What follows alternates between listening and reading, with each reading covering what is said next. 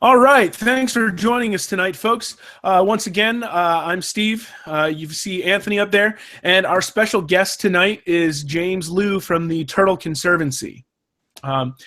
James is a doctor of veterinary medicine, and he also has a love for video production as well. So James fills a variety of roles in conservation for the Turtle Conservancy and in his personal life as well. So James, the first thing I guess we wanted to get started with tonight is just how did you get interested in reptiles and turtles and maybe even more specifically veterinary medicine? First of all, hello, people of the Pondcast. I think it's like a lot of people who are interested in wildlife, especially reptiles, amphibians.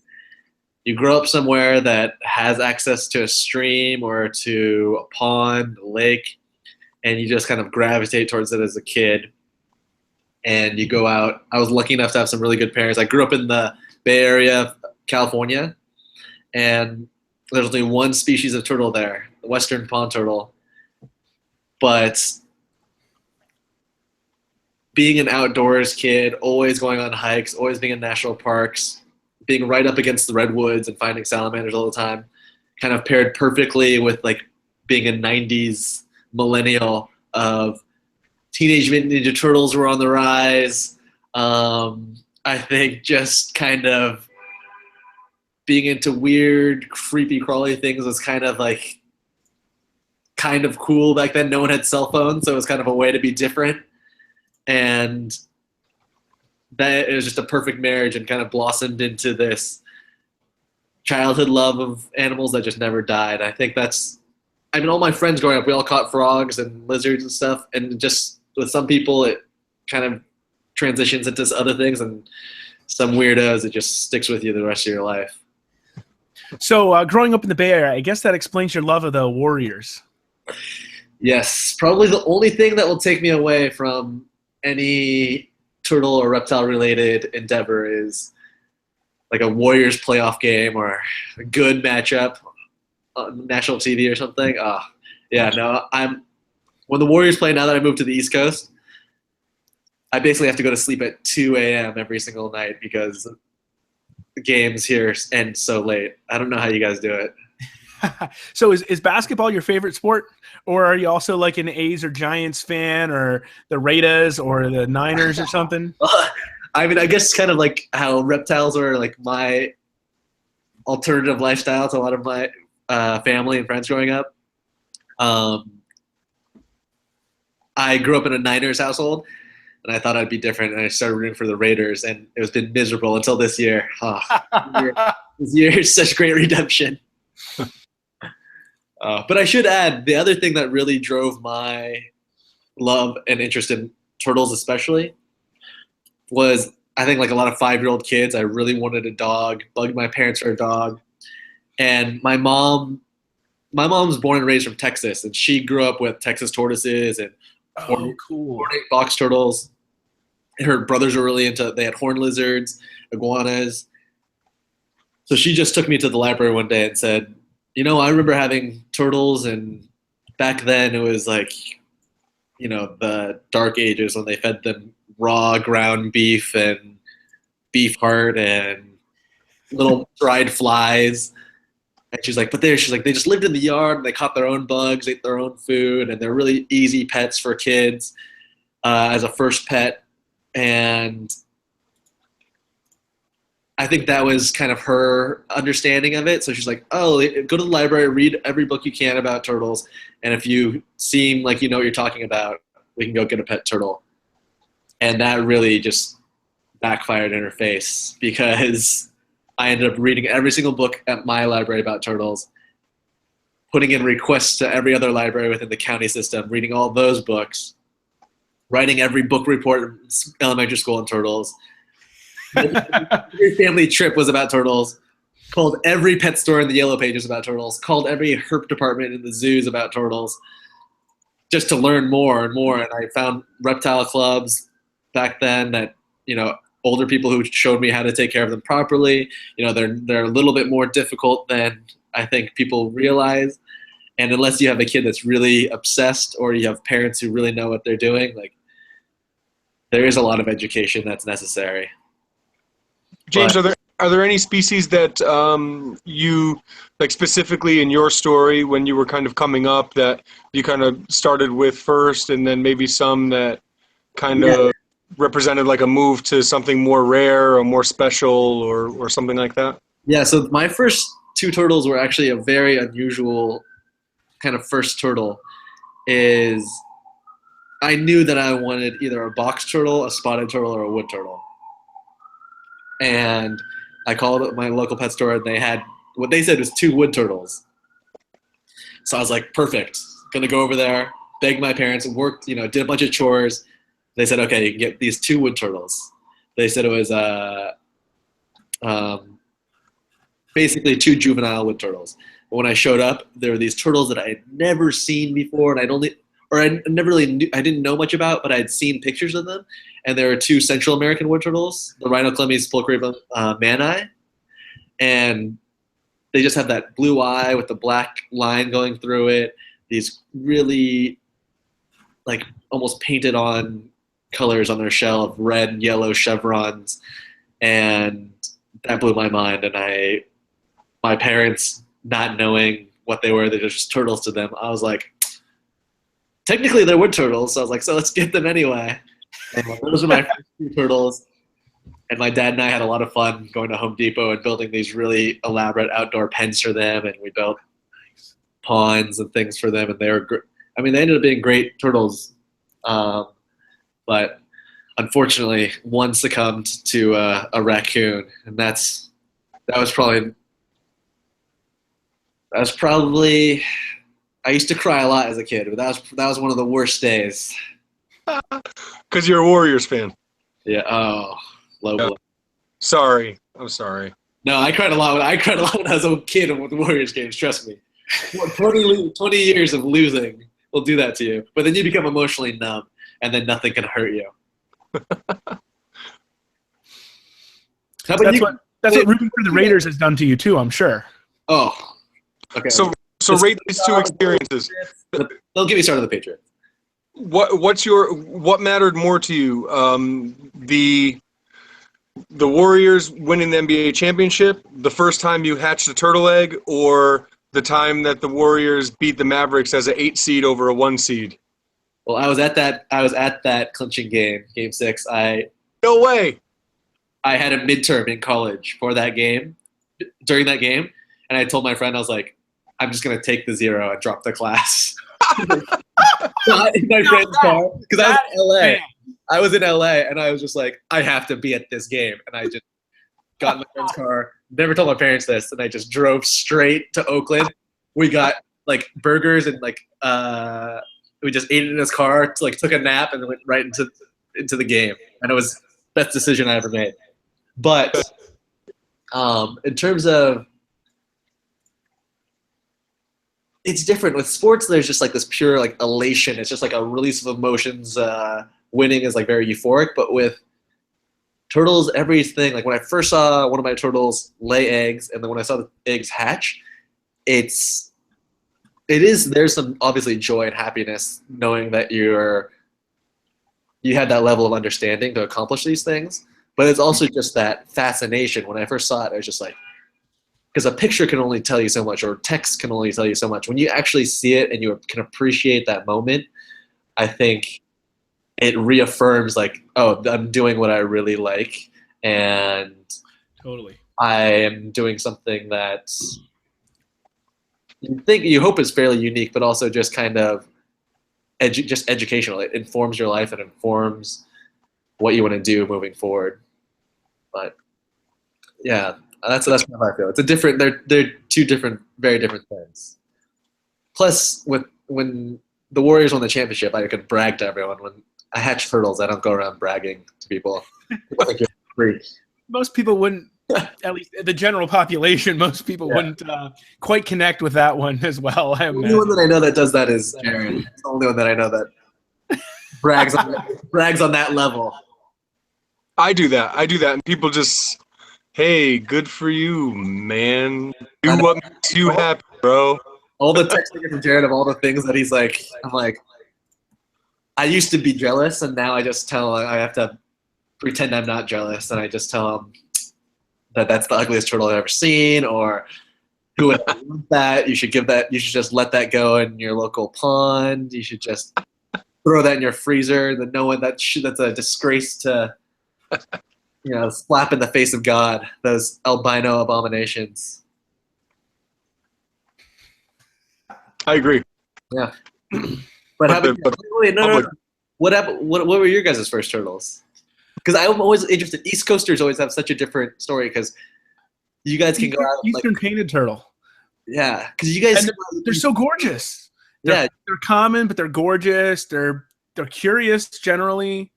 Even if you come across them in the wild in a pond, sliders, you spook them, they dive back in, you don't see them for like ever, right? Painted turtles, though, you spook them, and they jump into the water from the basking spot, but their heads are instantly back out of the water looking at whatever it was that might have startled them. Yeah. So they jump in, and then their head is looking right at you. I just love their curiosity. Are you from Pennsylvania originally? Yeah, I was actually born here in Lancaster County. When I was 4.5, we moved up to Allentown, the Lehigh Valley. So I was raised there. And then, about a little more than 8 years ago, I moved back down here to Lancaster County. Oh, cool. Same species for me, Eastern Painteds. I was about 5 years old, and my aunt, who was, a very mature adult in my eyes, but was really like 19 years old, took me to catch turtles when she would babysit me, and I just thought that was like a normal thing that people did with their family members. It was just because we were broke and had like nothing better to do and that we could afford anyway. So we would like take them home and put them in like a big salad bowl with gravel and water and think that was like okay. But it was important to me, and she ended up dying in a car accident. I don't mean to get too glum here, but so I think my fascination, obsession with turtles is probably has a little bit of like a PTSD thing to it, where I don't know, maybe I look back to like nicer days or something like that when I was a kid. That's somewhat of an homage. I don't know, something like that. I was just you jogged this memory that I had totally forgotten. Is almost the exact opposite of your experience. I remember dragging babysitters because I was just like I was a really annoying kid. And I remember like dragging babysitters through creeks to look for toads and look for turtles.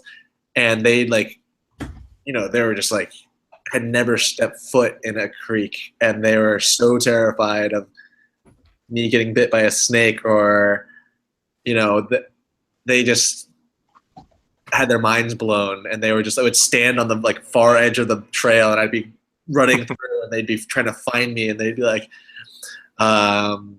they did not like it.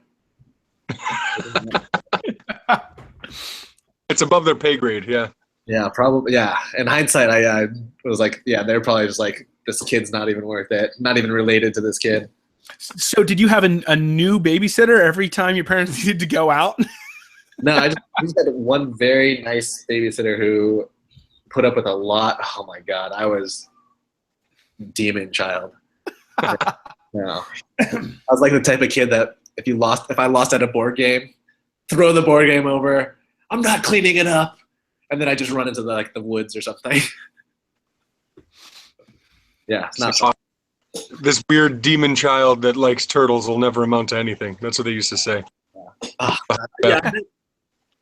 I have so many babysitters. I bet were just like, I wish I had an iPad back then and just put it on the Turtle Room website and just gave it to them and looked at the price lists, just keep them calm.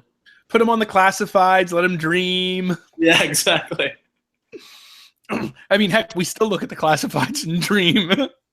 Dude, I mean, I don't know about you guys, but being in the Turtle Conservancy, we have the archives of old price lists from Bushmaster and Strictly Reptiles and some of the old turtle people, even like Glade Serps and stuff.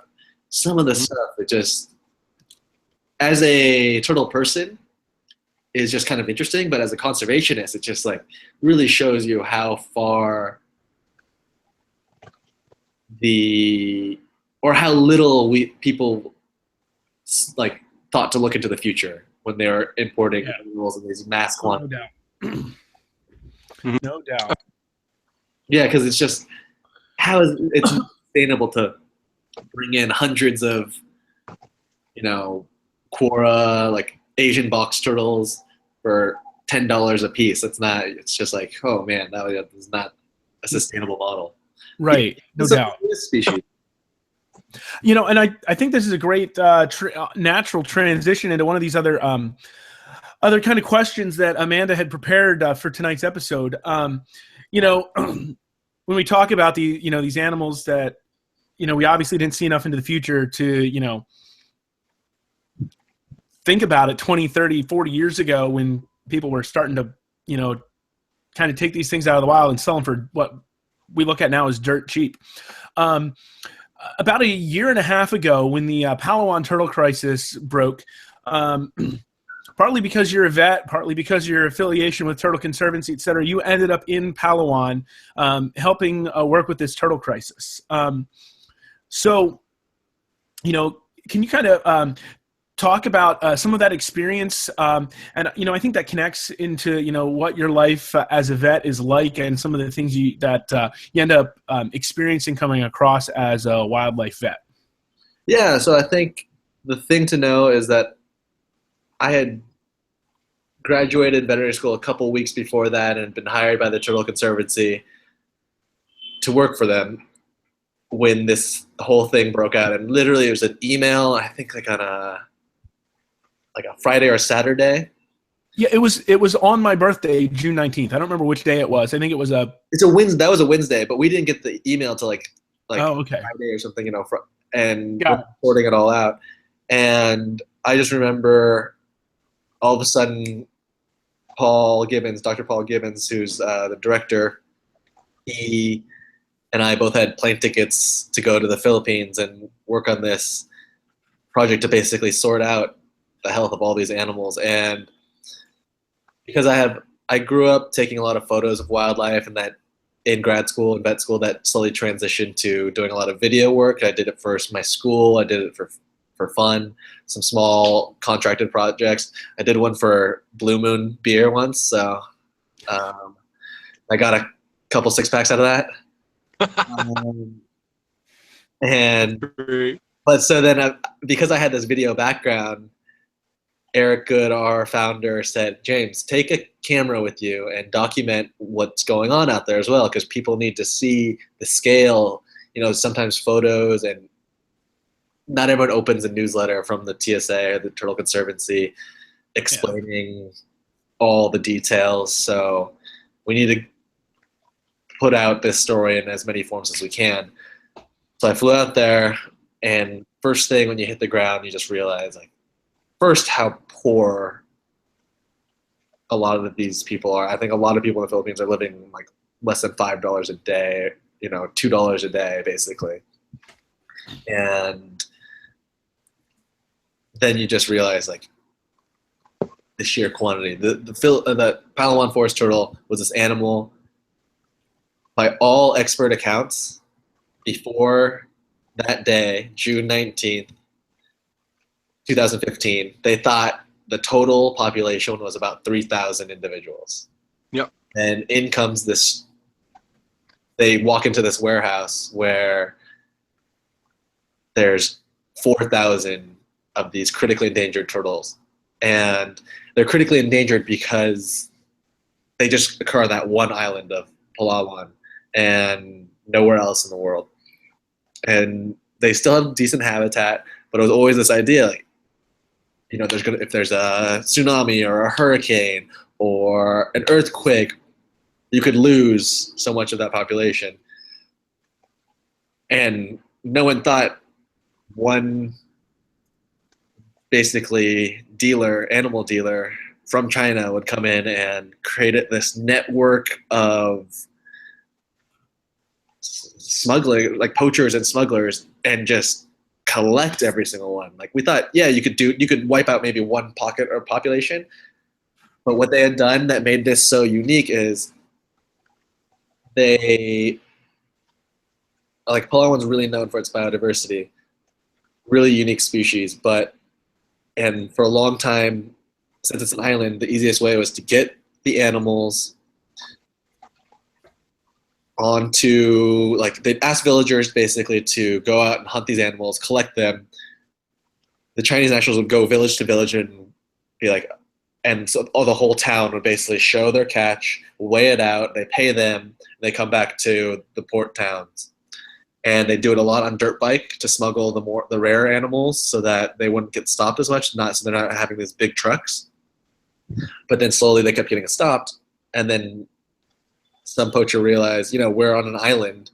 It's easier if we just shuttle them out to the coast, get these little pump boats, and take the boat all the long way around back to the main town, Puerto Princesa, and store them in these warehouses. And that's how all these animals basically got from the mountains in northern Palawan down to the southern area, like, without anyone realizing it. And the only thing that tipped people off was the neighbor of the guys at this warehouse was like, something's, like, not right. This guy is hoarding all these animals. It, like, smells weird. Like, it's all boarded up. Like, something's going on. And Palawan, thankfully, is probably the most progressive island in the Philippines. They have essentially like a hotline that people can text anonymously and Wow. tip people off on any animal or wildlife or flora or fauna illegal activities. And so the government officials got this tip, went in, busted him, and cleared out 4,000 animals. And then kind of the rest was just, how do we deal with it? And the people that everyone should kind of tip their hats to is the Katala Foundation out there, and this woman, Sabine. And she basically spearheaded this entire program, galvanized the entire international turtle community, which is something that had never been done before. That's what was, to me, that what ended up being kind of the main focus of the story for our documentary, is just the international collaboration. Like, there'd never been one singular event that threatened an entire species that everyone could drop politics, maybe one organization doesn't get along with another, or maybe one vet doesn't get along with another vet or zoo or something. But everyone just put politics aside, and was like, we need to go save this animal. And that was kind of another silver lining that came out of this story, besides being able to rescue these animals. And everyone did an amazing job. There's a lot of crazy triaging that we needed to do, and a lot of issues with husbandry and illnesses, a lot of infections, a lot of fighting, a lot of females that had eggs that needed, that were struggling to find places to nest. But lo and behold, everyone got together, donated supplies, donated medication, donated time, people, and they had a pretty phenomenal, I'd have to go double check the numbers, but it was like in the upper 80s of survival and release. And that's amazing, considering this species is very poorly known. I mean, this is not like, it was a bunch of red ear sliders or painted turtles that so many people have so much experience with. Yeah. These really poorly known animals that are very seldomly kept in captivity. I've never seen one in person. So if anyone who's watching this wants to know about it, it's the Palawan, Palawan, forest turtle. It's a very cryptic animal, kind of crepuscular, if not nocturnal. Only occurs on this one island in the Philippines. And the total population now, they estimate, between 7,000 and 10,000 total animals. But they only exist in a handful of collections. They've rarely been exported. And there's a few in Europe, I think, a few in Asia, and a couple in the U.S. James, Is there any hesitance on the part of turtle experts to be weary of their estimates as far as how many animals are in the wild? I think I don't know of another example, and tell me if I'm wrong, where more than what was thought to exist of a species was confiscated at a single time. That's never happened before. Right, that's unprecedented. And I wonder, like, if so with obviously we know that when animals have protection given to them, or if they are considered more rare, given a label as being like critically endangered or something like that, or if there's thought to be such a small amount in existence, then that makes them more valuable to collectors, poachers, dealers, etc. So is there hesitance, or do you have any specific examples of instances where there may be hesitance on the part of the experts to portray that message, or at least how they might be sensitive to how that message gets portrayed? I think always there's sensitivity. In the meetings that I've been, there's always, discussions of just uplisting this animal to make it harder to get, or make it, acknowledging that it's rarer than we realize. Will that drive the black market trade?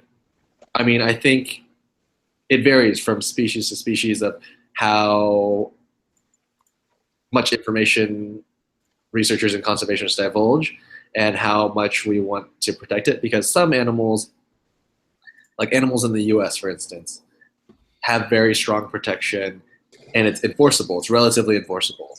Hi, by the way. Hey, Amanda. Just Hi. jump in. Just jump in whenever it feels right. We were going to try to meet again, but Whatever. If it feels right, just go for it. Yeah.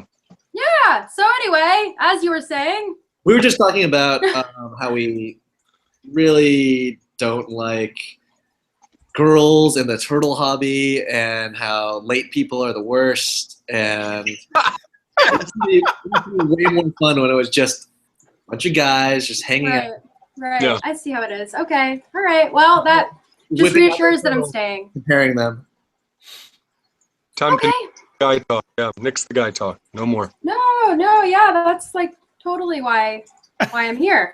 It's just... Wait, Amanda, are you from Boston? I am. Yes. Patriots are the worst. Okay. Yeah, you're right. Not much of a sports. I mean, I don't like the sports stuff, but like it's obvious. No, that we were just Patriots talking. are We were awesome. just talking about sports earlier. That's why. Right. I mean, it's the city of champions. I know. You don't even have to be into sports to like. You just can't even avoid the awesomeness. So. But anyway. No, we were just talking about kind of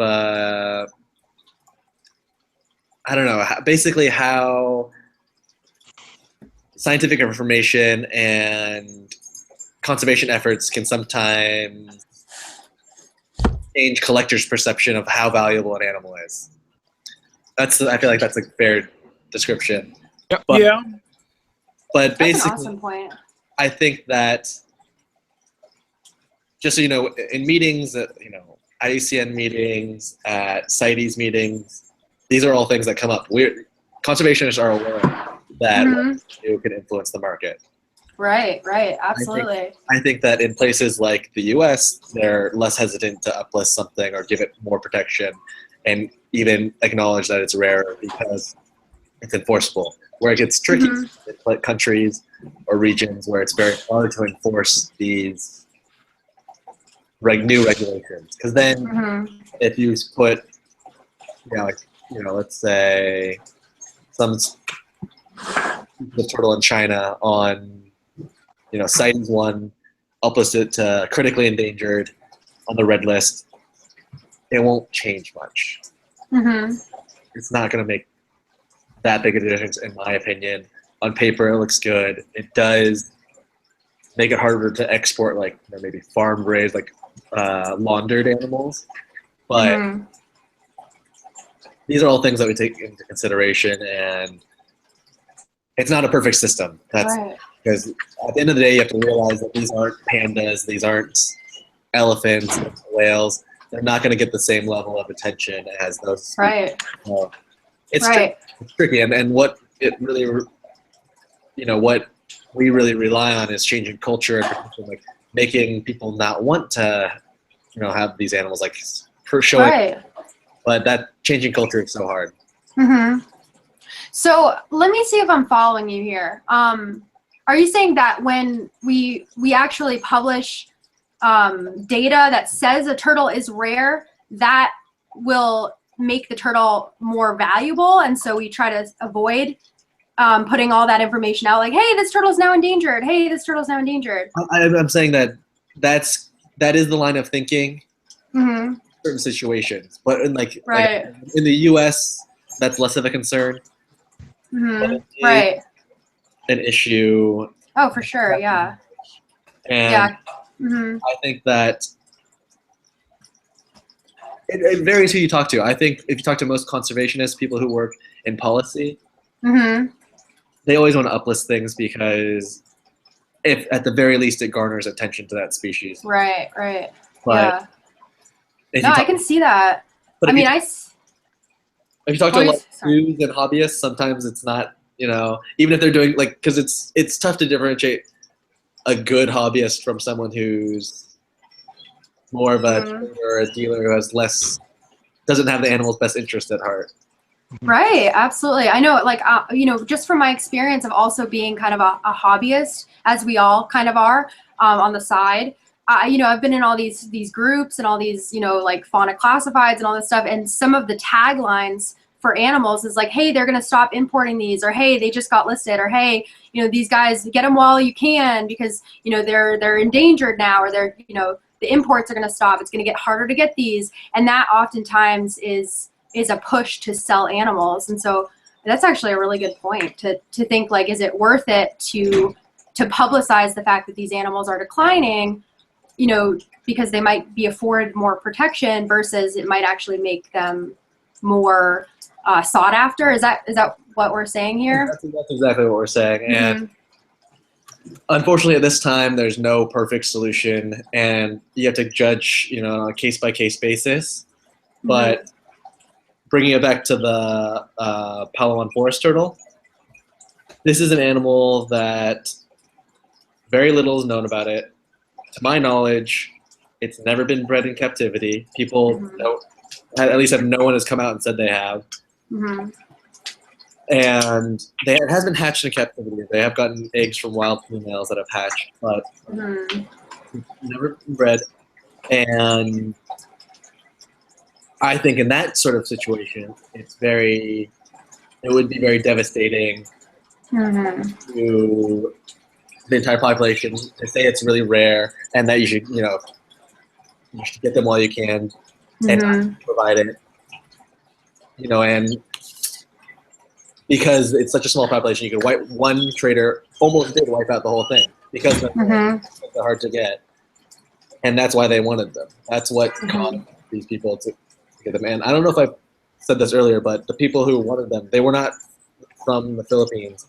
They're the people from China who had basically set up this network throughout the Philippines to collect everything like pangolins, turtles, and I think some other primates. But oh my gosh, yeah, that's so bad. Yeah, they interesting the kind of the juxtaposition of these two ideas where, like we talked about, you have to be cautious because if you are talking about how rare an animal is in the world, captivity and in the wild, like a species like of course, or something like Vidaicales sylvatica, the cane turtle from the Western Ghats in India.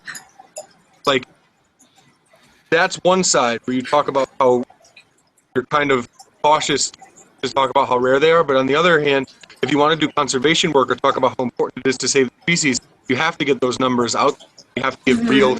Yeah, it's important in order to get level of protection from the government or funding, oftentimes. Absolutely. So it is a double-edged sword. Oh my gosh, it is. And I was just thinking about how it's so important to continue to instill the idea in private keepers that they can actually become a part of this. And I think, I say it time and time again, I think that the turtle people have done such a fantastic job of kind of breaking into that, hey, I have animals that I keep in my home and I actually would like to give back to conservation instead of just, you know, hoarding them for some odd reason and just collecting them like they're little China dolls. Like, I actually want to help. And there's a lot of people out there that I've noticed, a lot of snake people, a lot of lizard people that would love to help, but I think the scientific community still feels differently about like letting private keepers in, because they are known for being sloppy and for maybe not getting the data that we need, and for, you know, we can't really control the way they're doing things so that we can replicate it and all these different things. So, I mean, it's important for us to be open and honest with private keepers that have these animals, you know. Well, I think I'm very much in the minority, and I think maybe it's just because I'm younger in the conservation world, but I think there is a role that hobbyists and keepers can play in conservation. I do too. I think traditionally the traditional dogma in the conservation world is that I think hobbyists are more driving the trade and they're part of the problem. I think that obviously is the case in certain situations. So we need to use it to our advantage. Yeah, there's definitely cases where, you know, there's very irresponsible hobbyists, there's very unethical collectors. So that it's something that we need to address, but to vilify everyone in that group is also harmful, because so many conservationists started out as hobbyists, and I think that it's so easy for them to ignore that now because they feel like they're at this different echelon of conservation. But so much has been learned that, I mean, zoos are in a sense glorified hobbyists. You know, so much is learned about natural history or about behavior and just even reproductive by keeping them in captivity.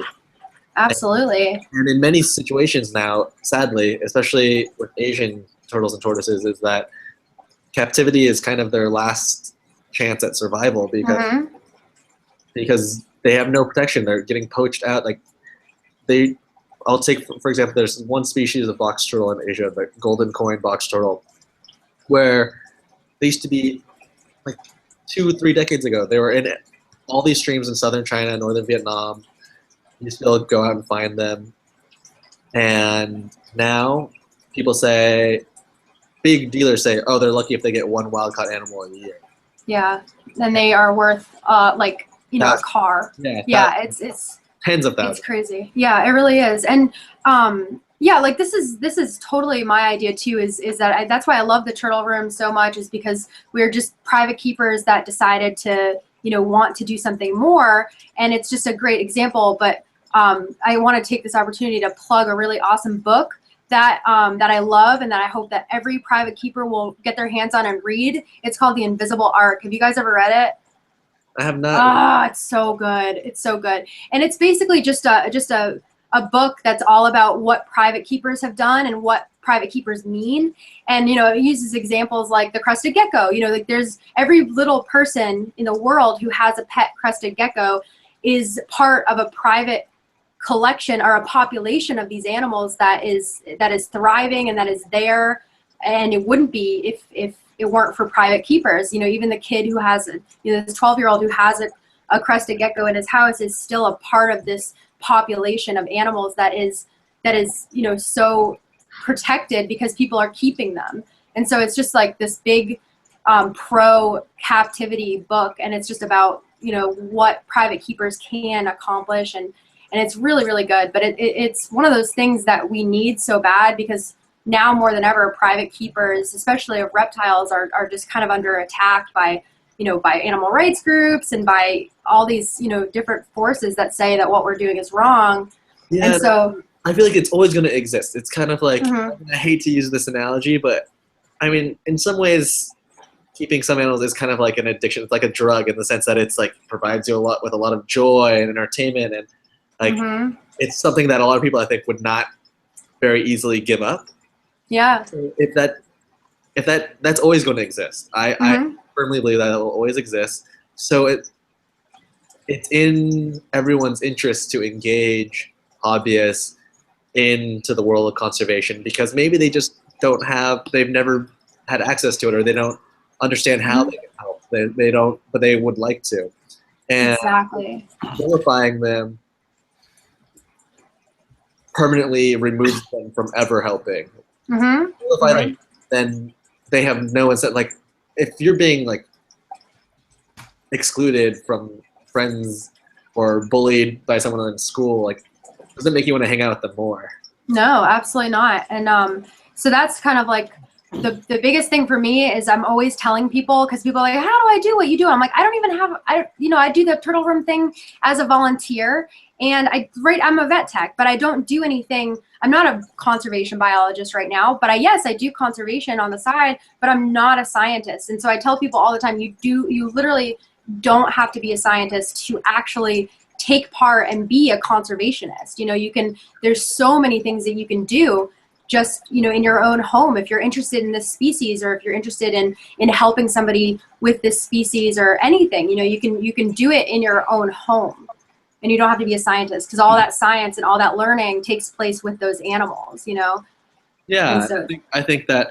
So for some examples is, one of our founders, Maurice Rodriguez, he helps a lot of schools with some head starting programs, and he shows them classrooms how to take care of turtles and tortoise, or I think mostly wood turtles and box turtles, and how to take care of them. The kids get to engage with wildlife that they may not normally see, and how to take care of them, and then they're given back to them, head started, so that they can go and be part of conservation efforts. That's fantastic. That's a good way that where the hobby actually is helping in both and the animal. And that's Absolutely. And there's other things.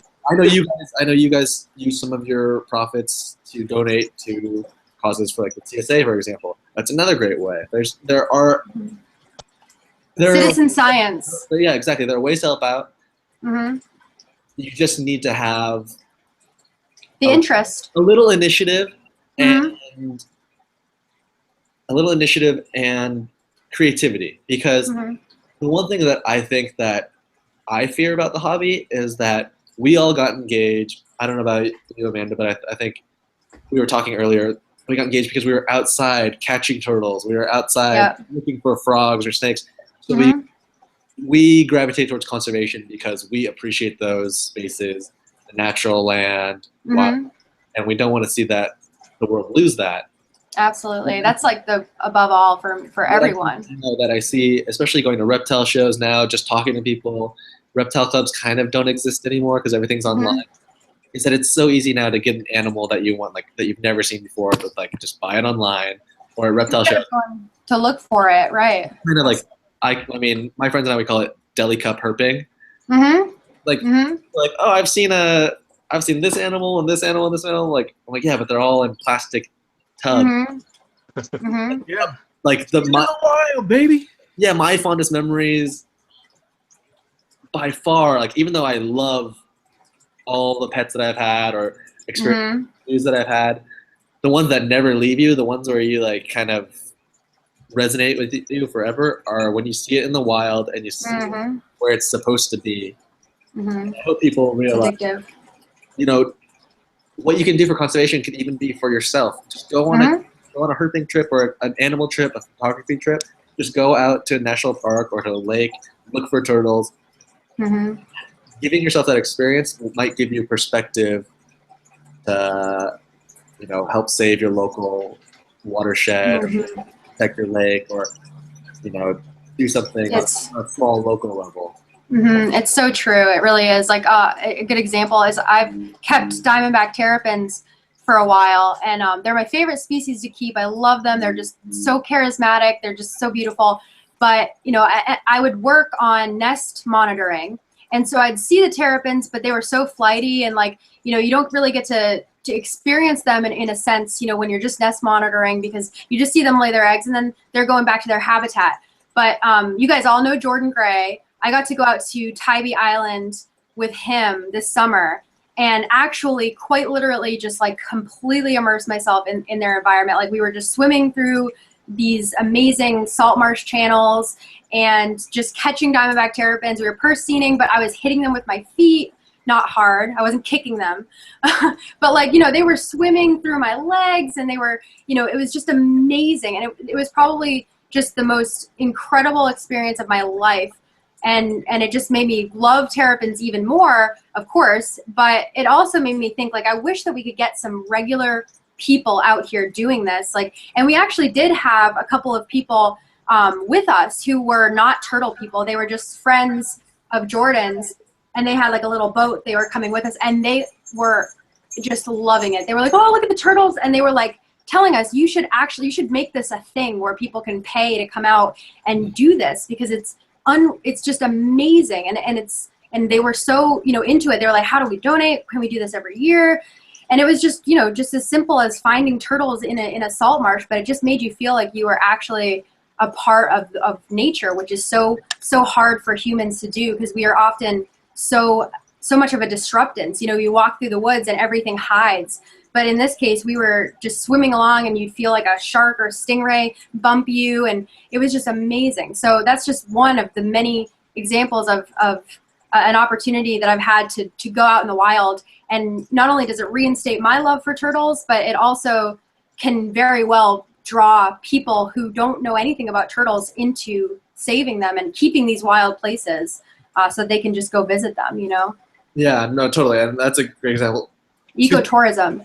Two things that come from that is, what percentage of the time did Jordan have his shirt on?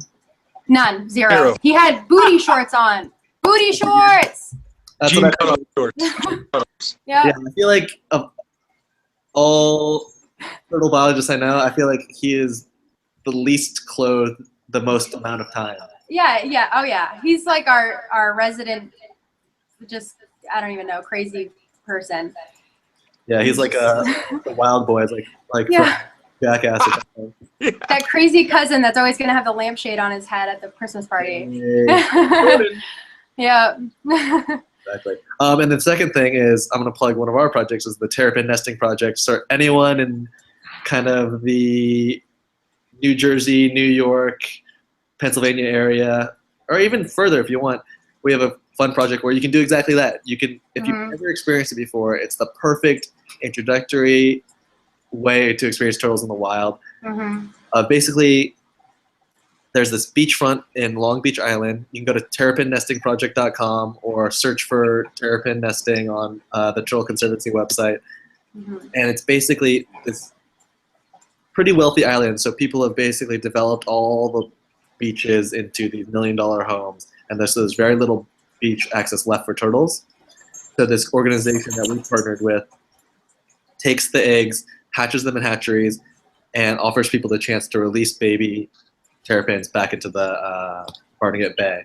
And it's like a nothing fee, like $20 or something like that, to do this, and helps provide this, it's not for profit at all. Almost everyone works completely volunteer based. All the money goes into outreach, t-shirts for people who volunteer, and supplies. And you can go, and it's just an amazing experience to see the habitat, to see how turtles are actually improving the wetlands there. Like the seagrass beds are coming back, certain fish like seahorses and stuff that rely on that are bouncing back, because they're getting rid of all these crabs and clams and stuff that otherwise can kind of take over. They're important. Absolutely. I think it's projects like that. If you ever get the chance to, or if you're ever in Georgia, you want to see the Georgia Sea Turtle Center. There's the Marathon Turtle Hospital down in the Keys in Florida. There's so many different opportunities, I think, that people can at least engage on a personal level with wildlife in nature. And Absolutely.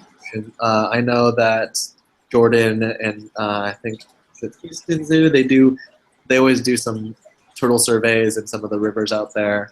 And so if you look it up, you can find something that I think will interest you in Absolutely. As fun as turtles are in the backyards, it's just different. It's just. It is, yeah. Who's your friend? Oh, Ollie and Bryn, my two spoiled brats. They're like, why is mom not paying attention to us? Because I usually give them like 30 minutes of me crying and like dressing them up in sweaters and like, you know, just pulling on them and be like, I love you so much every day after work. But that's going to have to be delayed. Instagram stories need to be made. I know, right? Yeah. Oh man. No, what I was gonna say, just kind of a good point to like end that conversation on, because I have a good question for you, James. Is that I worked on a whale watch boat. I was like a whale watch or a whale, like I worked with humpback whale research for like a year, and I would go on whale watches every day, and you'd have people coming out to the ocean, and I swear like 90% of those people after experiencing whales out in the wild would be like, how do I donate to whales? How do I save the whales? Like, how do I do this? Because they were just so moved by seeing the whales and just by like that experience of being out on the ocean and like really just seeing them with their own eyes, doing what they do and feeding and breaching and everything. And so like the wild is just, if we can get more people to do the ecotourism stuff, which as many people know now, when you turn something, you know, a poor community into a place where people can go and pay money to stay there and look at animals, that's going to give the community more money that they might be getting from poaching and from, you know, animal trafficking of any sort. And, you know, it's just been a great conservation tool, a great conservation success story a million times over. So many places have been turned from poaching communities to ecotourism communities.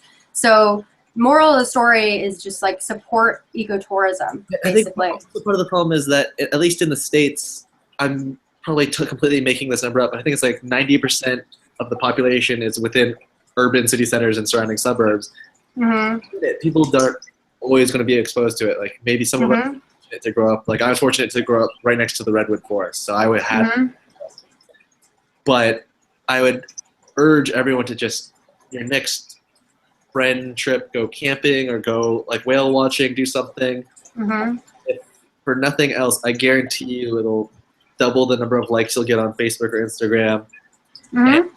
Well, I have living proof, people. Yeah, exactly. I mean, so are you.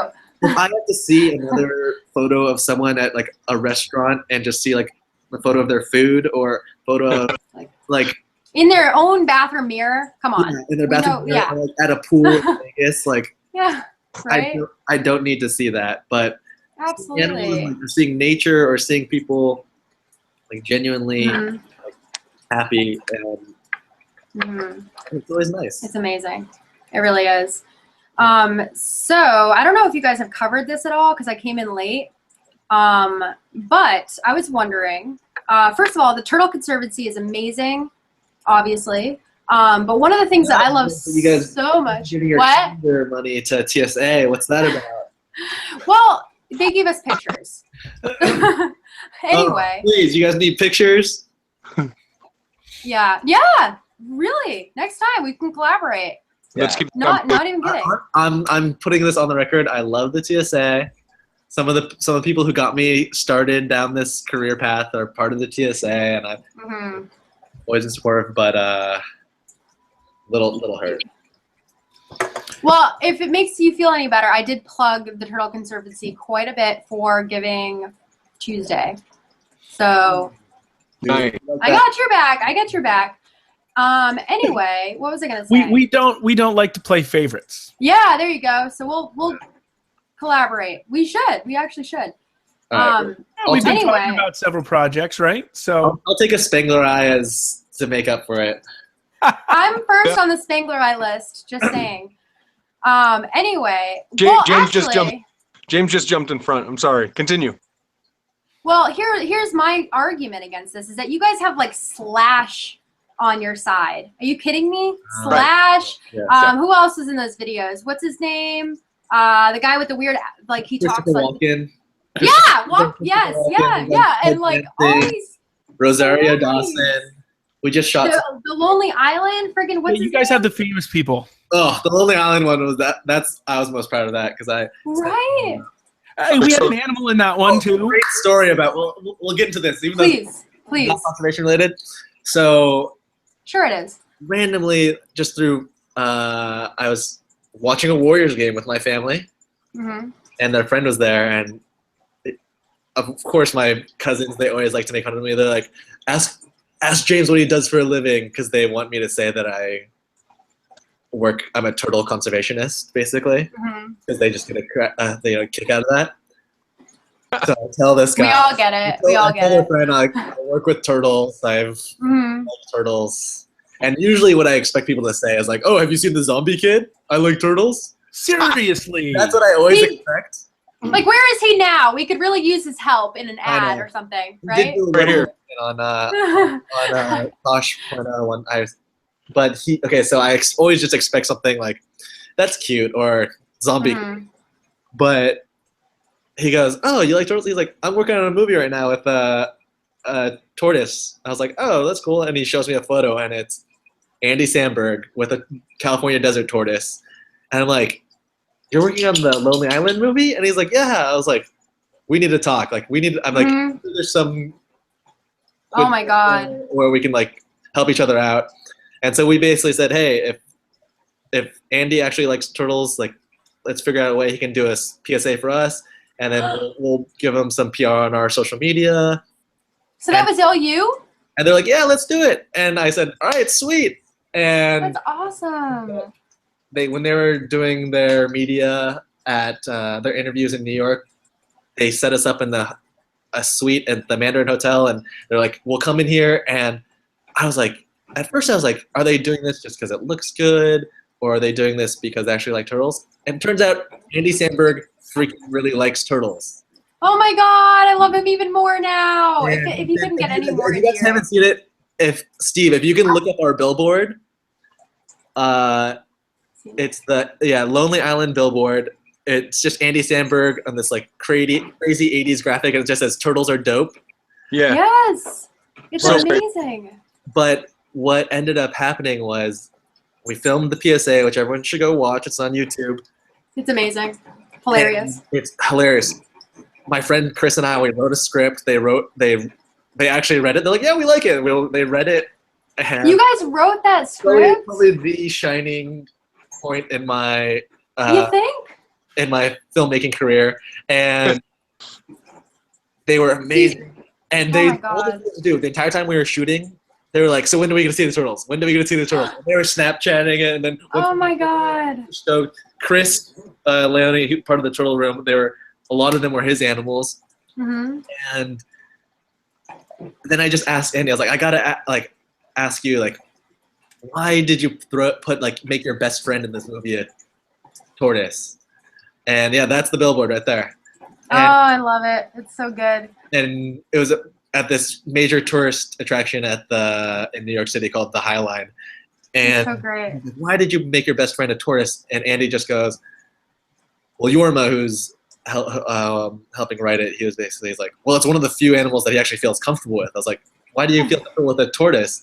And he was like, "Well, actually," he's like, "I think it's because my first pet ever was a turtle. It was a box turtle from Oh my God. a pet store in Berkeley that's famous for reptiles in the Bay Area. It's like the place to go, and cooler animals than any zoo in Northern California, called the East Bay Vivarium." And I used to go there. I used to beg my parents to drive me like the 15 minutes to go there. Uh-huh. And That's so amazing. I was like, "Oh, you got your first pet turtle from the East Bay Vivarium? I used to go there all the time." And he's like, "Yeah," and I named it Squirt because the first time I picked it up, he said I really liked it, and it just peed all over me. Oh my Yeah, God. pick up that footage somewhere of that interview. I'll try to Oh, put it up online sometime for you guys.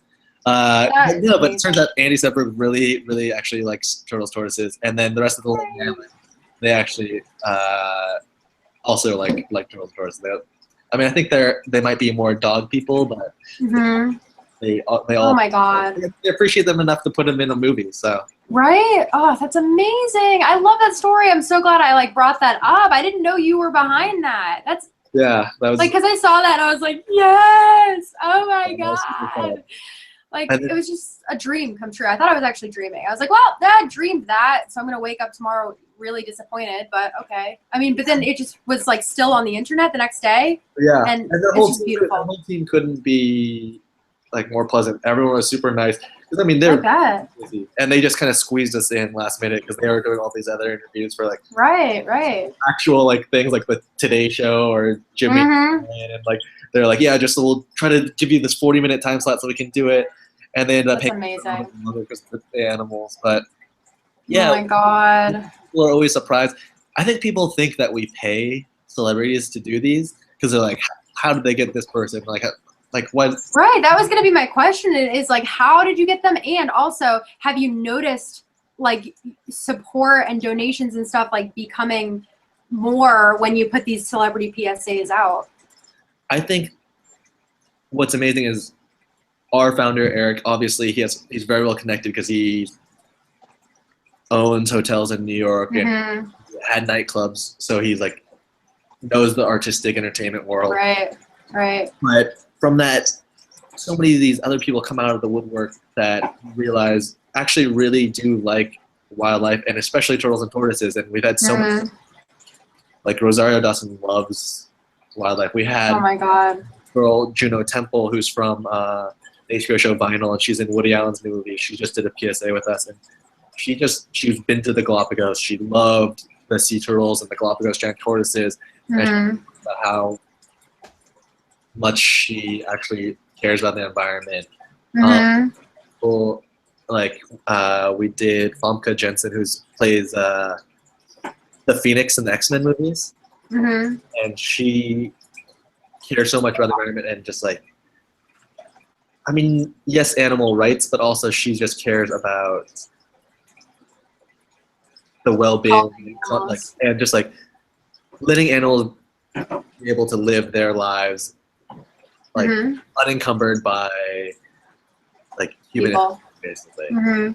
And Right. their passion is real, and it's really refreshing Mhm. that in people that otherwise may not,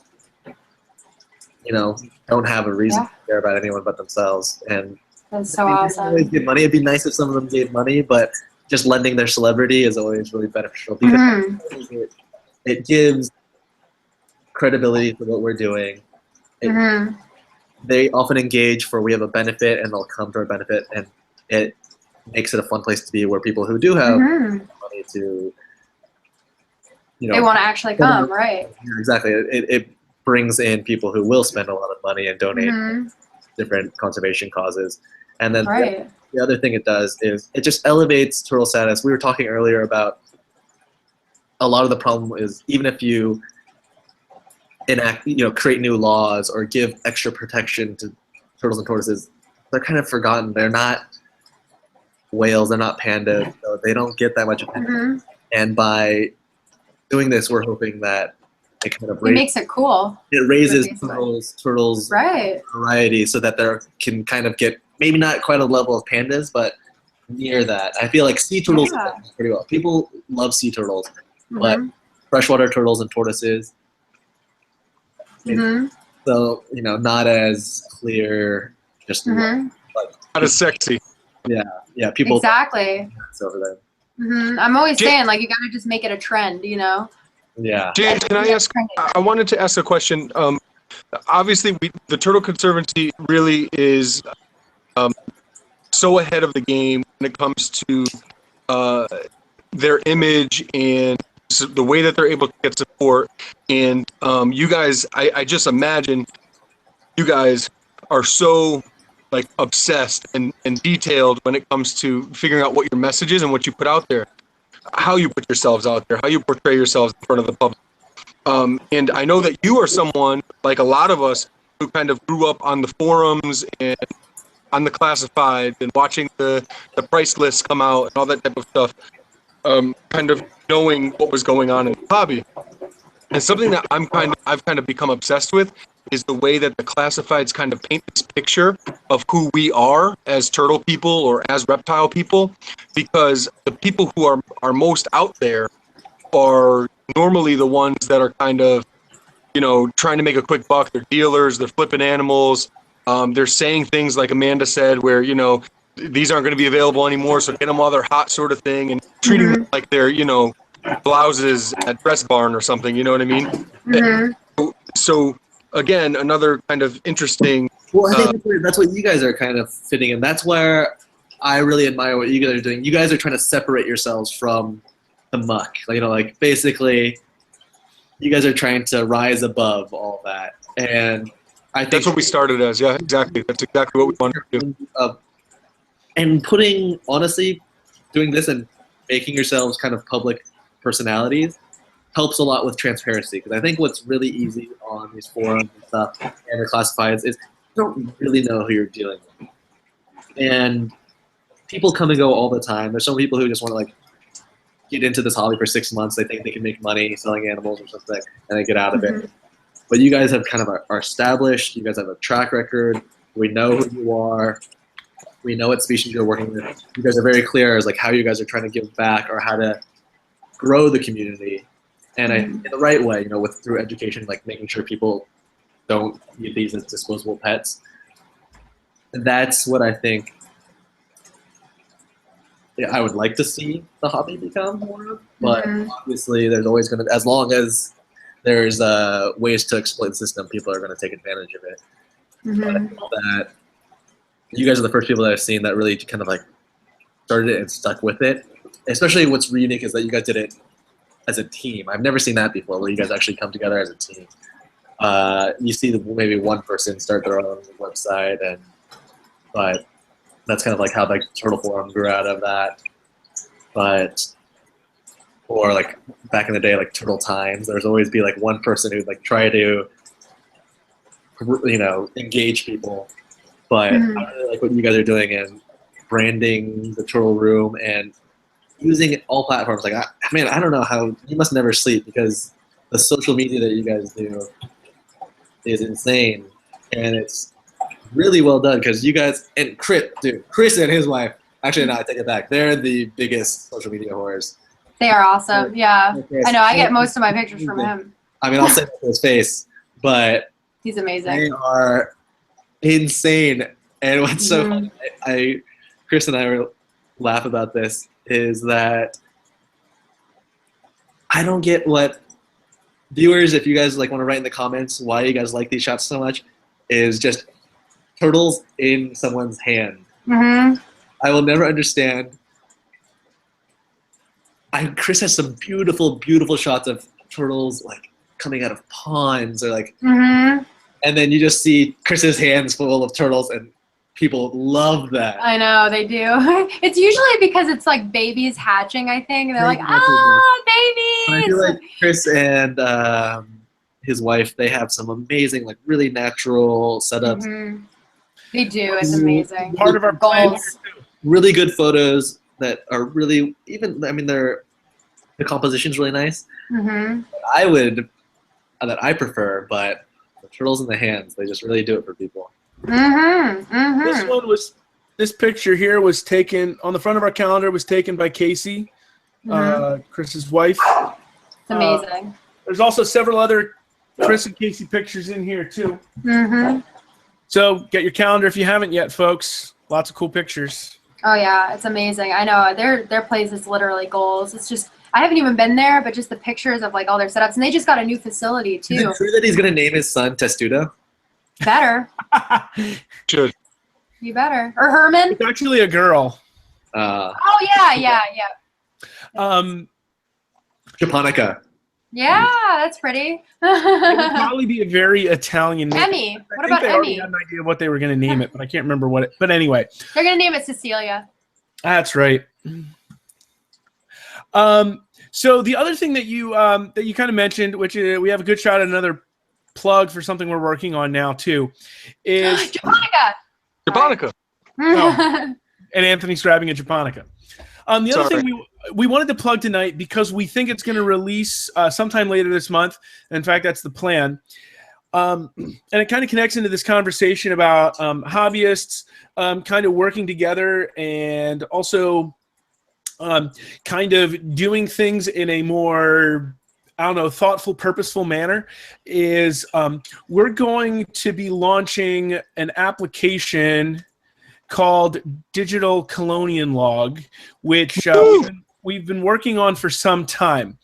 The idea behind this is that it'll be a place where you can store growth data, incubation data, among Is, other things. You guys know the herping site NAFA? Yes. So it's very similar to that, where it's citizen-based science, where you can basically. And then, are you guys going to be able to control it, or is it everything is going to be public? They're going to be able to. Okay, so here's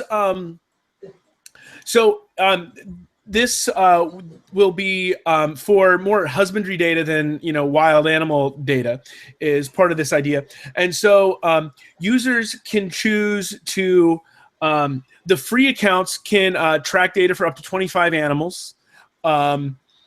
And then the user will be able to mark them as either public or not. Public ones will be able to be seen by everybody. The ones that aren't marked public will only be able to be seen by the user themselves. However, part of our terms of service will be the turtle room will be able to use all the data publicly or pass it along to researchers, etc. But not necessarily every user will be able to see the turtle if it's not marked public. There will also be a premium version where there'll be some extra data charting features added that basic users won't have access to. And then the premium version will remove any limits on the number of specimens that can be housed in the database as well. So the idea is to track husbandry data, growth, feeding, events, clutches, and their incubation data. And as we were talking about this project with researchers and conservationists at the TSA conference, one of them actually mentioned how in the hobby we know of dozens of species which are temperature sex determinate. However, to science, there's only a handful that have actually been proven because the data's there. But as the hobby, we've got all this observation. Oh, we know it works, but we don't really write down what's going on. Well, so now you've got a place to put that. We're going to give you a place to put that information. And if animals get tracked until they're sexable, with good incubation data and the animal being tracked until it's sexable. What you need to do is sell on the Turtle Room store. I was going to say, free PhD. Free PhD. Yeah, you just need to sell little data loggers like eye buttons or something, temperature readers that can log it. And then if they can upload like a PDF of the temperature data for the entire incubation, then that's publishable. Because right now, the only issue that I could see is someone could say, how can you prove that right. Sure. But I mean, the concept, this is what I'm saying, is like, this is where hobbyists can actually add so much valuable data, because a lot of science is sample size, and not every zoo has, especially with something like Monica. Right. Outside of the Turtle Conservancy, we have 8 adults, but that's very rare. Oh gosh, yeah. Yeah. So here's where we're going to start with the first edition, and obviously we're going to keep adding improvements to the software as it goes. So we're trying to get the first version launched here by the end of this month. That'd be amazing. That's awesome. I love it. So it's a good way just to see what's going on in the hobby of like what animals people mostly are keeping, what animals people are having difficulty with, what animals rare animals people are hatching or. Right. And we're hopeful people will make their turtles public so that other people can kind of see their data and see what's going on. Nobody's names will be attached to the animals, by the way, in the public. A random ID number that's assigned to each user will be what the public sees. That way it's still people can still feel like they're maintaining their privacy at the same time. Well, we actually have good luck finding someone that will sort through all of our data. We have years of data that we just have never gone through. But this is very similar to what zoo institutions like the Turtle Conservancy, we're probably the only AZA accredited zoo out there that focuses just on turtles and tortoises, so zoos and aquariums. Right. And we have this very expensive software called Zims that log, and say the license is incredibly expensive, like tens of thousands. Oh, I know it is. We've looked into it. But it doesn't do everything you want, because it's meant for mammalian collection, right? Bird. What we're hoping to do eventually is actually build a kind of and make an organization version where an organization can have several users that can access all the animals and maybe do some stuff with this. So Yeah. That's on, That's awesome. you know. Make it so that you can upload pictures of the animals. And Oh, that's going to be included. One of the things that's, again, between basic and premium is how many pictures you can upload. But yeah, picture uploads of the animals will be included too. yeah.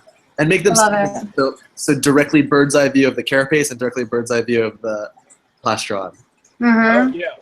For ID, yeah, like photo ID. Then, Right, yeah, that will be included. Yep. Mm-hmm. yeah, That's awesome. That's It really is. Just So to have there, one place for all your stuff. right, so there's a shameless plug. We're trying to launch this by the end of December. It's going to be called Digital Colonian Log. You can go to digitalcolonianlog.com. It will, you know, forward you to the address that will actually be used. If you can see it on here, the address for the site directly is dcl.theturtleroom.com. But again, digitalcolonianlog.com will forward you right here as well. And while you're sharing your screen, I can put it back up. I was going to say, if you search for the Japonica movie by the Turtle Conservancy. Oh, yeah. I love that movie. It's one of my favorites. Seen it? What? Of course. I used a lot of information from that in my book because it's some of the best information out there. For people who don't know, it's this really rare species of leaf turtle. It's one of the few animals. This one? Yeah, exactly. That's the trailer, but that full movie should be up. Dude! Oh my god, I want to see it. It's amazing. The full movie is about 20 minutes long. Yeah, and what people don't realize, this is one of the most beautiful animals in the world. It's like crazy streaks of red and yellow. Mm-hmm. It is so beautiful. They look like they're almost on fire, some of them. But they're only found on this one tiny, tiny island in Japan that could be wiped out by like tsunami easily. But because they're so beautiful, they're actually one of the few animals that's been designated, I think, like a national treasure by Japan. So all export, like any like handling without permits is totally illegal. Wow. But yeah, they're beautiful animals. And did you make the movie? I did not make this. Is a little bit before my time. What? Oh my gosh, I can't wait to see it. Is it from 2009 off the top of my head? I feel like it's it's right there. I think it was filmed in like 2008, but it came out in 2009. Mm-hmm. Yeah. That's awesome. It's very much a turtle nerd type movie. But hell yeah! No, we need more turtle movies. And all of our movies, all of our PSAs. If you go to turtleconservancy.org, and I think there's like a media button, you can see basically all of them in one place. And there's a lot of movies. There's more than one. You go to turtleconservancy.org. Nice. Why haven't I found this? There's movies about a trip through South Africa. The highest. That's Juno Temple. That's the girl we just. Nice. We'll skip over to the normal homepage. Yeah, sorry about that. That's all right. Good awareness. There's a very good video as well where they go looking for the flat-tailed tortoise, Pyxis clanicauda, which is a really cool video. Yeah. Oh, that's so cool. Keep going down. So there. See all. Yeah. So then, if you keep going down, there's a bunch of. I love it. The first ones are a little depressing because it's turtles, so they're going to be depressing. It's about the animal trade, but then the other ones, these are more just in the field, going on the adventure of trying to find these animals in the field and learn about how they live. That's cool. If you like tortoises, the Great Tortoise Transect is amazing because South Africa, Namibia has the highest density of different species of tortoises in the world. Oh, that's so cool. And species that few people have seen because there are species that are really delicate that don't do well in captivity. So, but there's one Argentine tortoises, the Chaco tortoise. There's one, and I recommend people who are interested take a look. Absolutely. It's a little drier than others, but I know what I'm doing tonight. It's awesome. And then that one last video is just kind of an origin story of how we came to be. That's awesome. It's so cool. Yeah, it's obvious that, like I said, you guys put so much effort into planning what your image is going to be. It's really Yeah. refreshing to see.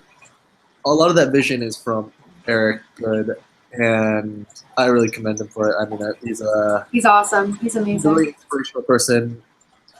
He's someone who has given millions of dollars of his own money to turtles and tortoises. Yeah. And he could probably be making a lot more money right now, but his focus is 95% of his time on turtles and tortoises. Oh, that's amazing. I have the chills so bad. It's just his life's purpose. Yeah, it's amazing.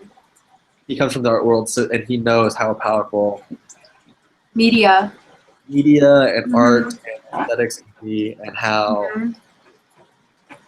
to engage people and inspire and you have to give them a product that they want to be a part of, they want to engage in, because if it's not something, there's so many other alternatives they could be gravitating towards, whether it's video games or even music.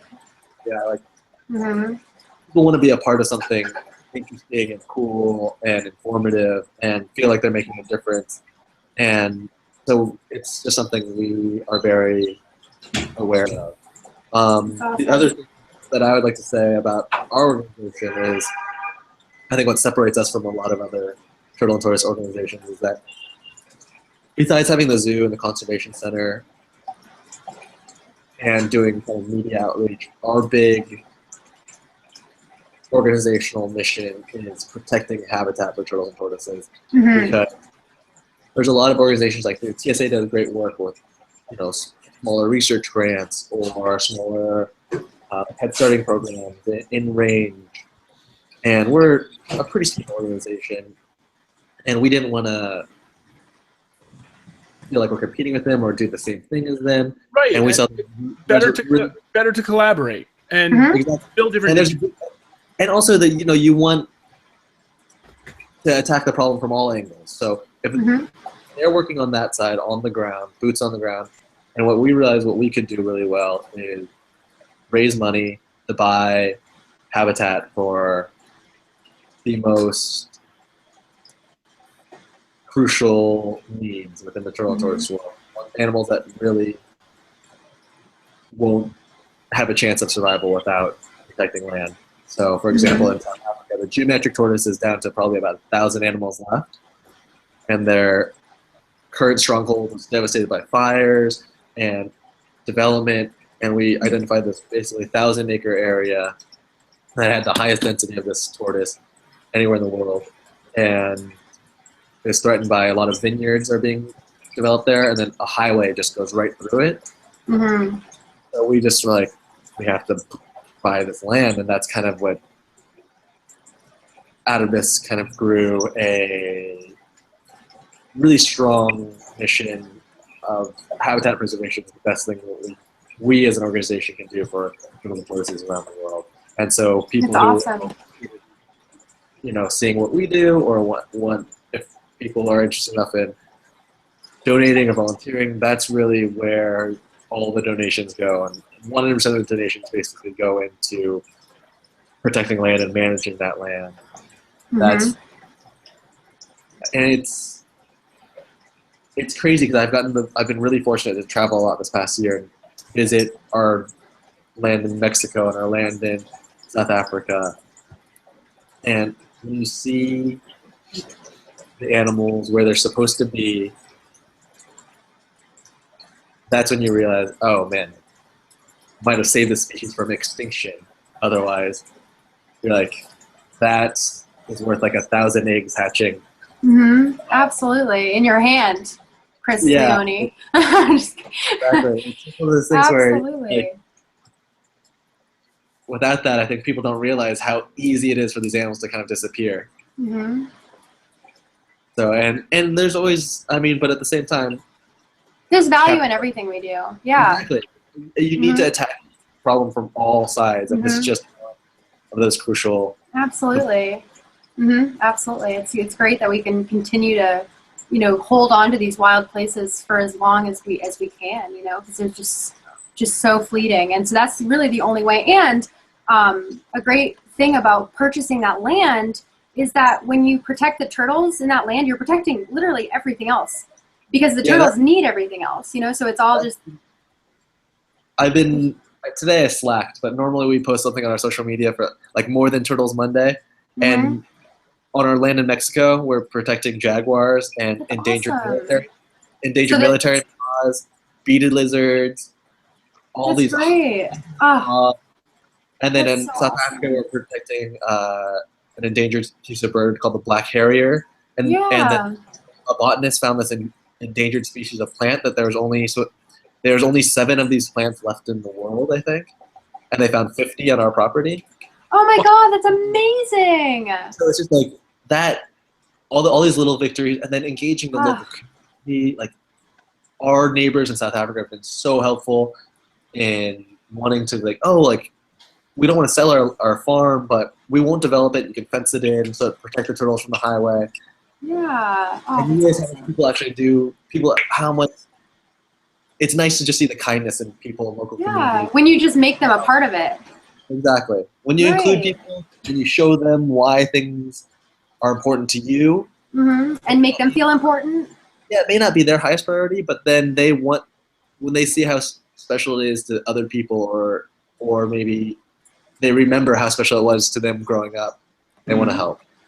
Oh my gosh, that's amazing. That's so amazing. So great. So It I'd really like, is.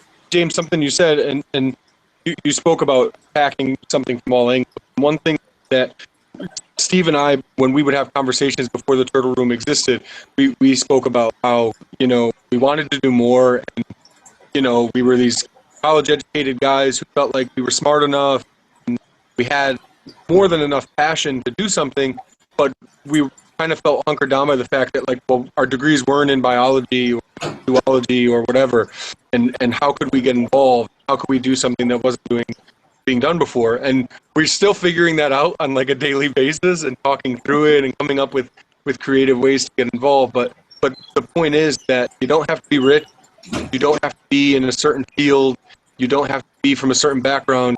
If you are passionate about it and it matters to you, then there's more than enough table for all to be involved in a way. And we all bring something unique to the table. You spoke about Eric's art background, and that was something that spoke to me because my degree is in art, and it's something that I always say. I joke all the time. I'll say, "Well, my degree is in art," and I say, "Don't tell anyone," because I don't want people to judge me.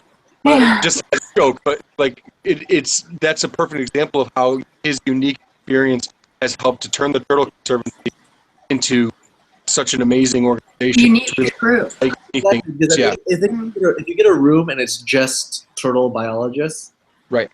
It's too insular thinking. Everyone thinks the same. There's no diversity. Yep. I mean, Amanda, I'm sure you get this all the time. There's hardly ever women or minorities. Oftentimes. Oh my gosh, yeah, all the time.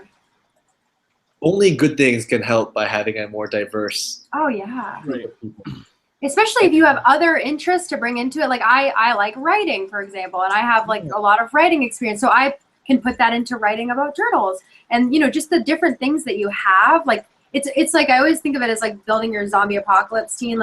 You need your doctor, you need your farmers, and all these people that have weird skills. It's going to come into play. Instead of zombie, it's just an extinction apocalypse team. Exactly. Yes. And everyone, anyone who's from school to business, everyone knows that you need someone who understands technology, understands how to engage people and do public speaking, or people who can set up a website and then people who can understand finances and salesmanship. And there's just so much that goes into making a good team where the sum is greater than its parts, so to speak. And I think that sometimes gets lost because there is, in the hobby and in the conservation world, there is a level of competition. There is elitism. There are a lot of egos involved in it. Everyone wants to feel like they're the most important, but I think people who played team sports understand this, is that sure, there might be people who are the star player or the star, but you still need the rest of the team. No one's going to be able to do this all by themselves. And as long as you want, anyone who wants to be a part of the team should be included. because I've had people who like turtles and they're photographers or something. They're like, I don't know anything about it. I'm like, come to our PSA set, Right. photograph these people so we can use it for our social media because Mhm. I'm like helping direct or I'm filming, and so I can't do all that. There's people who I know. We have this one guy. I'll give a shout out to our volunteer Anthony, who works in I think online ad sales kind of industry, and he helped set up our Google AdWords account because Google gives nonprofits like some free advertising, and so set up that whole account, and so that we can reach other people. There's always a place for everyone. People shouldn't feel like because of their background they don't fit in. Yeah, I would echo your sentiment. You guys have a good team. I feel like you guys have a really good team. We do. Thank you. Thank You do too. Yeah, actually, when we were at the conference, Eric actually had come up to me to say a couple things, and this was actually one of the things he complimented about was the diverse backgrounds of our team at the Turtle Room. We've got Anthony with an art degree. I've got music degrees and math education stuff. And he saw your guys' website, and he thought you guys were like, well, he liked your website more than the TSA's, and he was like, he thought you guys were like this, like. He was like, "Who are these people? How come I've never heard of them before?" And I was just like, explain to him that you guys are just like a group of people who had this interest and wanted to just start this thing. I think he was impressed, but I think he just like didn't believe that you guys I don't think he believed that. He's like, "Wait, are they getting paid for this? They're just doing this like out of like, what is their angle?" And I was like, "I think they just really like turtles." Yep. That's it. Bingo. I love it. It's great. And yeah, I think you guys, half the battle for everything that people do is just having the initiative to just go out and do it because it's so everything. I mean, playing sports and stuff, just going to work out. Like, oh my god, half the battle is just getting to the gym to work out. Oh yeah. Like. Because if you just sit down and do nothing, it's so easy to just stay in that lane and just do nothing. Just forcing yourself to go like, you know what, we're going to go on a hike this weekend. Or, you know what, we're going to release some baby turtles, do a family trip. We're going to go release some baby turtles like on vacation this year. Just doing that little thing, just like forcing yourself to do things, can snowball and lead to other better things and lead to collaborations with other people. Like I wouldn't have met you guys if I didn't go to TSA or if I didn't just reach out, try to talk to you guys. Yeah, exactly. There's so many good things of just kind of just going for it. So watching, definitely don't ever feel like you're in too small a town. Yeah. You're in too small a town or too young or too new to the hobby. Too old. Yeah. Not educated enough. Exactly. You just really don't have to be a scientist or anything. And that's what makes me so proud of the Turtle Room is it's literally just people showing everyone else like, hey, we're not necessarily scientists. This is what we're doing. And, it's not, there's nothing that's like saying, no, you actually can't do that. So stop making that website right now. Like we did it because we could. And, it took a lot of work. And yeah, Steve hasn't gotten paid and Anthony hasn't gotten paid for making this amazing website and like these calendars and like all this crazy stuff. And, I don't get paid for the social media stuff every day, but it's just nice to feel like I'm doing something. Even on the days where I don't want to even get out of bed, at least I can post a picture and know that I did something. Just, so it's good. It's great. No, exactly. Go ahead. Oh, one more thing, and then I'm going to actually wrap it up. So, James, go, and then we're hitting about an hour and a half, so we normally try to wrap it up. Oh, I mean, I was just echoing the same sentiment. I think another great way that people who are out there can really look up to you guys is, now you guys are working with a lot of zoos, and you guys are in AZA stud books where basically it manages the whole captive population within North America, and you guys are helping keep up genetic diversity. You're, in Chris's case, oftentimes like the production that he gets out of his animals is really kind of Yeah. leading the way to show like what setting the bars, like what can be done in captivity. Yeah.